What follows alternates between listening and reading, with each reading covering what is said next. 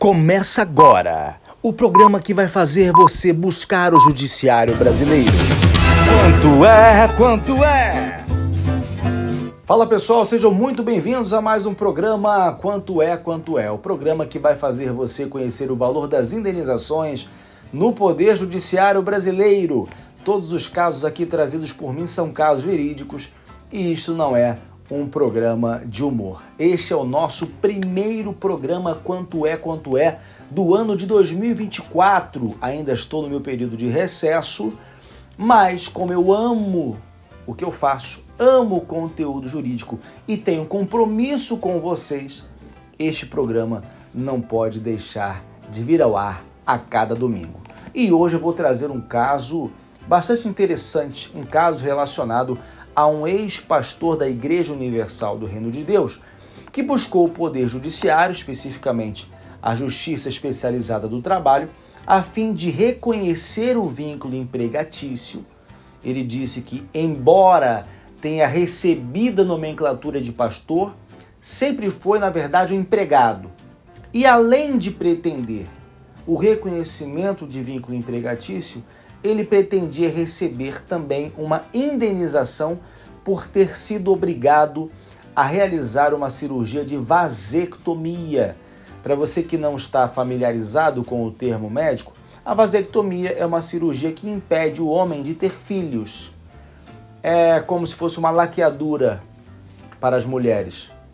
E a vasectomia é bastante comum dentro dessa denominação religiosa. Basta você pesquisar no Google, existe muito conteúdo de vários canais no YouTube, inclusive o Ministério Público do Trabalho já iniciou até mesmo uma ação civil pública para o fim de apurar este comportamento da Universal. O pastor, na Justiça do Trabalho, conseguiu reconhecer o vínculo empregatício, automaticamente passou a ter direito à anotação na CTPS, a carteira de trabalho, passou a ter direito aos depósitos do FGTS, ao 13º salário, às férias, multa do artigo 477, enfim. E teve também o direito a receber uma indenização por ter sido obrigado a realizar a vasectomia. E aqui nós chegamos ao ponto alto do nosso programa Quanto é? Porque eu quero saber de você qual foi o valor da indenização nesse caso. Opção A, R$200 mil. Opção B, R$20 mil. Opção C, R$500 mil. Opção D, R$50 mil. Você já sabe como funciona. Eu vou dar um tempo para você pensar e eu já vou ingressar aqui na tese de defesa que a Igreja Universal costuma utilizar em processos dessa natureza. A primeira tese de defesa é a tese de que a Justiça do Trabalho não é a justiça competente para julgar o caso. Foi o que eles procuraram obter a título de declaração do juízo também nesse caso. Afinal de contas, a Igreja nunca considera, a Universal, instituição universal, nunca considera o pastor como um empregado. Aliás, essa é uma tese de defesa muito comum. Dificilmente você vai se deparar com um processo em que a empresa, que é instada a reconhecer o vínculo, automaticamente já diz, olha, de fato ele era empregado. Não, na maioria das vezes, a exemplo do que fez a Universal e do que faz, a empresa vai dizer que não houve relação de emprego. Por que a Universal não quer que seja a Justiça do Trabalho a julgar o caso? Primeiro, para atrapalhar o processo. É a primeira coisa, porque há o arquivamento, o advogado vai ter que iniciar uma nova ação, possivelmente a parte vai ter uma dificuldade maior em comprovar a hipossuficiência e pode vir a ter que arcar com as custas, enfim. Mas a questão aqui é que, independentemente do que a Universal considera ou não, em se tratando de uma ação que narra um litígio tipicamente trabalhista, a Justiça do Trabalho é atraída para apreciar e julgar o processo. existindo uma discussão entre empregado e empregador, ainda que uma das partes não se considere empregador, é a Justiça do Trabalho a justiça competente para o julgamento. Isso por força do artigo 114 da Constituição Federal. Essa tese, na grande maioria das vezes, se não na totalidade das vezes em que é arguída, ela é de pronto rejeitada pelo julgador. Aí vem uma segunda tese. Qual é a tese? E essa é muito comum também aos processos, especificamente da parte Instituição Universal. A outra tese é a de prescrição dos pedidos. Já falei para vocês em algum outro programa Quanto é, ou em algum outro conteúdo do canal Dr. Ian Santos aqui no Instagram ou no YouTube, que a prescrição não é a perda do direito. A isso você chama de decadência. É um fenômeno processual chamado decadência. Você perde o direito. Na prescrição, não. Você continua tendo o direito. Você só não pode mais pleitear, buscar o que é seu de direito, ou tentar buscar aquilo que você entende como direito, no Poder Judiciário. Morreu a sua pretensão. Já passou o tempo. Então, ocorre o fenômeno da prescrição. É o que a Igreja Universal tentou imputar nesse caso. Entretanto, em relação ao dano moral, decorrente de uma obrigação de realizar a vasectomia, você não pode aplicar o entendimento da súmula 278 do Superior Tribunal de Justiça, que é o que a Igreja Universal queria. Porque o artigo 278, que é uma súmula lá do ano de 2003, coincidentemente o mesmo ano em que o mencionado pastor foi obrigado a fazer a vasectomia, lá em 2003, ela determina que o termo inicial para a contagem do prazo prescricional na ação de indenização é o momento em que o segurado teve a ciência inequívoca da capacidade laboral. Aqui é o meu entendimento. No meu entendimento, essa súmula 278 sequer se aplica nesse caso, porque a vasectomia não necessariamente resulta numa incapacidade laboral. E a súmula 278 está tratando de incapacidade laboral. A ciência inequívoca acerca da incapacidade laboral. Não se está tratando disso. Mas como tese defensiva, e eu também em inúmeras situações defendendo empresas, utilizei argumentos no sentido de tentar, de alguma maneira, puxar a sardinha para o nosso lado. É isso que o advogado faz. Acho muito engraçado como as pessoas às vezes dizem: eu queria saber o que você faria se fosse com seu filho, se fosse com a sua empresa. Não, o advogado não entra nessa seara. Ao advogado compete defender. E para defender, você tem que fazer tudo aquilo que está ao seu alcance, tudo aquilo que é permitido pela lei. E quando a lei não dispõe nada em relação àquilo, você usa a sua criatividade. É isso que o advogado faz. Questões éticas, questões moralistas ficam para outros campos que não o nosso. Mas aqui a súmula 278, ela foi rejeitada não apenas por não ter relação com uma incapacidade para o trabalho, mas principalmente porque uma lesão a um direito da personalidade, que é o direito à integridade física, ela é imprescritível. O artigo 11 e o artigo 13 da Lei 10.406, o Código Civil, eles trazem uma previsão acerca da impossibilidade ou proibição de você dispor do corpo, a não ser por uma exigência médica, né?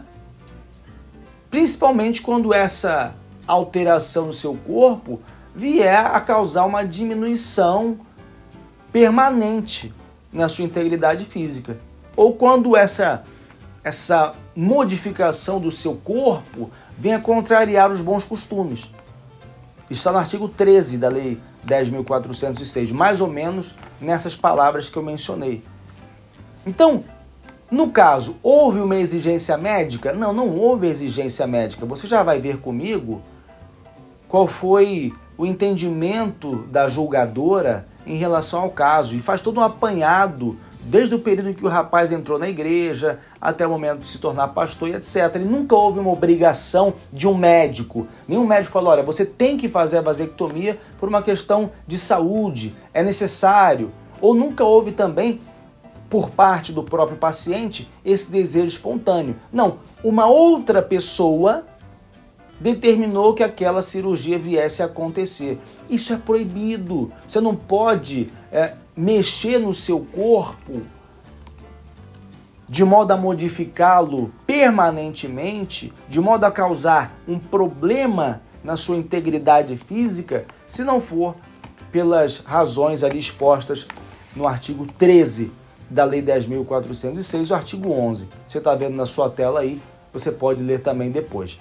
E o direito à integridade física, como eu falei, tanto pela doutrina quanto por vários precedentes dos tribunais judiciais pátrios, é um direito imprescritível, não prescreve nunca, independentemente de quando tenha acontecido o ato que causou dano ao corpo, independentemente de quando tenha acontecido, e independentemente de quando você venha a querer pleitear uma indenização em juízo, você vai poder fazê-lo. O direito de pleitear por ele em juízo não é eliminado com o tempo. Então essa segunda tese de defesa, que na grande maioria das vezes também é aventada pela Universal, também foi afastada.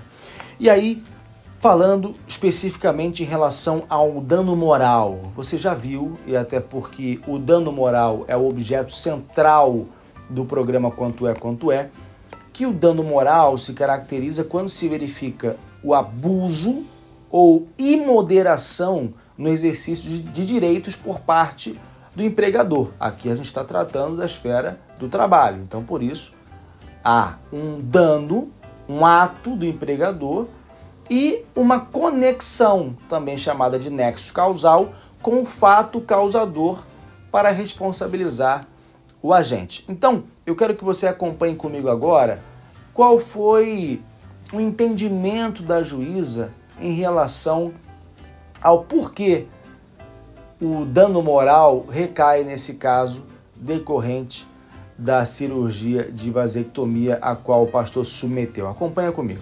Aqui você já está vendo o trecho da decisão e aí você acompanha a partir do tópico 1.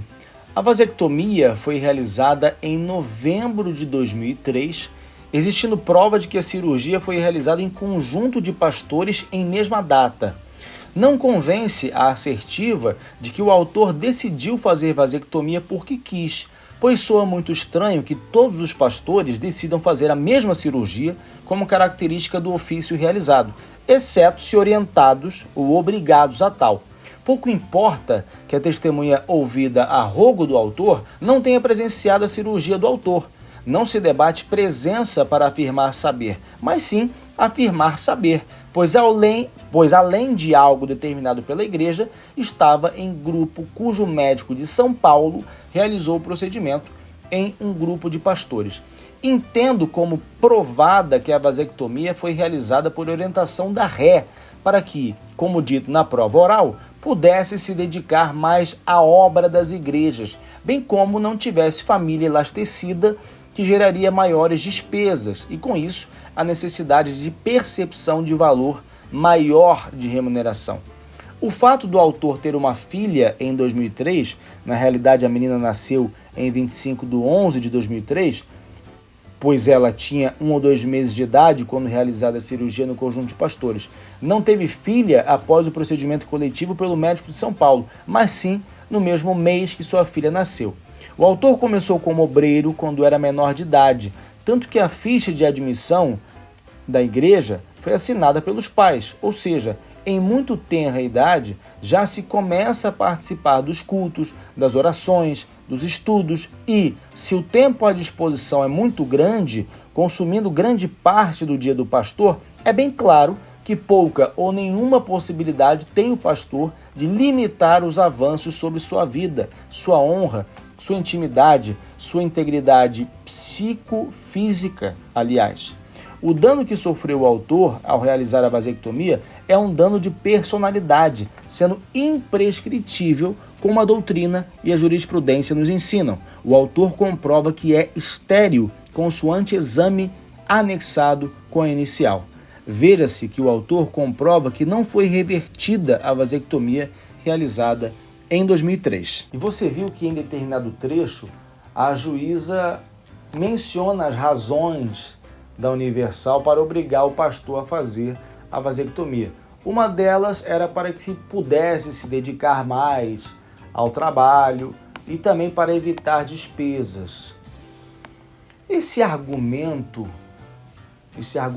que é, logicamente, de duvidosa boa-fé, vamos colocar assim, ele não pode ser aceito em nenhuma hipótese, especialmente quando você tem uma superioridade hierárquica e alguém que não tem a menor condição de poder rebater aquela ideia, que não tem condições de poder rejeitar aquilo que é sugerido.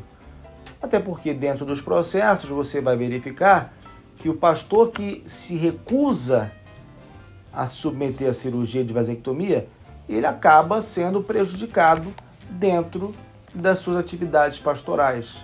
Ele acaba sofrendo retaliações. Mas isso é tema para outro vídeo, se for o caso.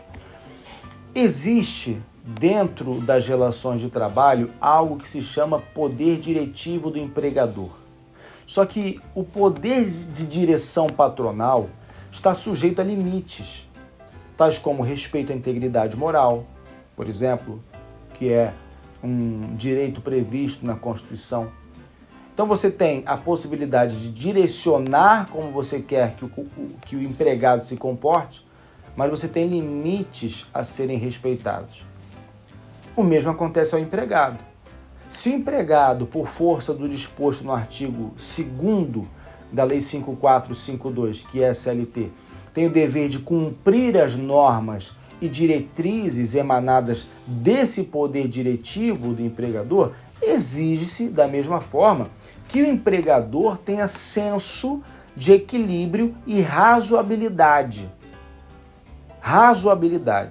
ao exigir esse tipo de tarefas daqueles que lhe prestam serviço. O grande problema é que, em se tratando de entidades religiosas, a razoabilidade e o equilíbrio vão para o espaço. E você tem, ou melhor, eles têm como pano de fundo Deus. Então você sugere uma norma completamente inconcebível, mas você coloca como pano de fundo Deus. É para Deus. E a pessoa que está ali de boa fé, e no caso do pastor, não só de boa fé, como sem alternativa de para onde ir, com quem contar, haja vista já estar há mais de décadas, muitas vezes, dentro daquela instituição e não ter para onde ir, então você tem uma submissão. Daí decorre a decisão que condenou a Igreja Universal do Reino de Deus a pagar uma indenização, que foi no valor de, fala aí minha voz, R$50 mil. Exatamente, R$50 mil. Esse foi o valor da indenização.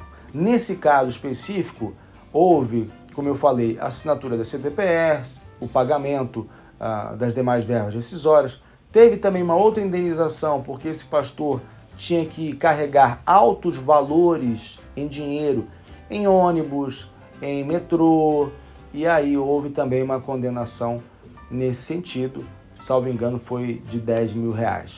Mas em relação à vasectomia, o valor da indenização foi de R$50 mil. Eu espero que vocês tenham gostado do programa Quanto é de hoje. Para você que não me conhece, eu sou Ian Santos, advogado. Vejo vocês no próximo programa.